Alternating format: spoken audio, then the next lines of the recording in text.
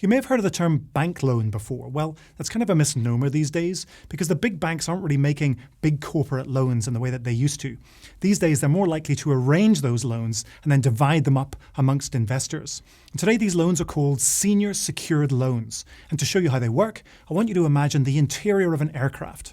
In fact, imagine you're booking your flight and choosing your seat. You've got the whole map of the plane laid out, and depending on which ticket you've bought, you get to choose your seat in certain sections. Now, equity and debt instruments are a bit like airline tickets. Depending on which class of ticket you buy, you're going to get treated a certain way.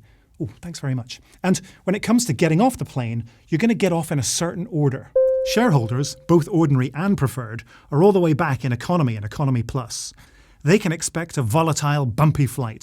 Bondholders get treated better, just like business class passengers. And up there in first class, the senior secured lenders. But why is it that bondholders and senior lenders get treated so much better than shareholders? Well, quite simply, it's because the company owes them money and has to make an interest payment to them every month. Now, if something goes badly wrong with the company, all of these investors are going to want their money back. But just like passengers trying to get off an aircraft all at the same time, not everybody's going to get paid out at once. The people who get paid back first are those valuable senior lenders. Just like first-class passengers, they are prioritized. Next to get off and get paid, the bondholders. And finally, the shareholders. They are the last people to recoup their investment. Well, so much for senior. What about secured? Secured means that the loan is backed by collateral. That could be assets in the company, or it could be part of the company itself if it comes to a liquidation. But the combination of seniority and security mean that these loans are much less risky, and the lenders will probably get all or most of their money back if things go really badly wrong with the company. I say probably because senior secure lenders can still suffer significant losses. I mean, for example, if a company's entire business model goes down the tubes, like with VCRs back in the day, well, then everybody's going to lose. It's all about risk and reward, right? A company's senior secured loan is less risky than its bonds, which is why the loan pays less in interest.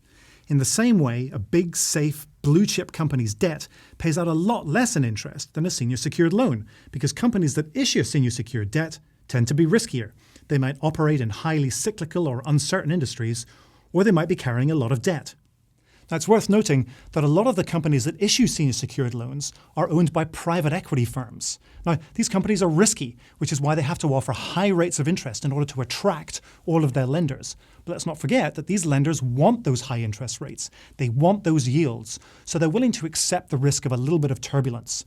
And the seniority and the security in a senior secured loan, well, they're just like two big old cushions designed to give those senior lenders a more comfortable ride. These are comfortable. If I put them just right here. Oh yes, I'd love another martini, thank you.